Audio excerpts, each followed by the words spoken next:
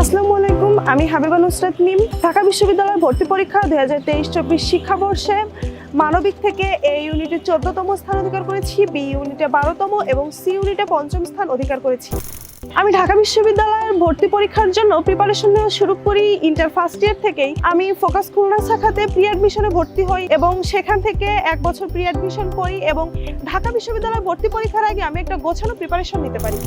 তোমরা যারা এখন এইচএসসিতে আছো বা যারা বিশ্ববিদ্যালয় ভর্তি কোচিং করতে চাও, আমার মনে হয় তাদের জন্য বেস্ট একটা অপশন হবে ফোকাস বিশ্ববিদ্যালয় ভর্তি কোচিং। কেননা এখানে এসে তোমরা একটা গোছানো প্রিপারেশন পাবে।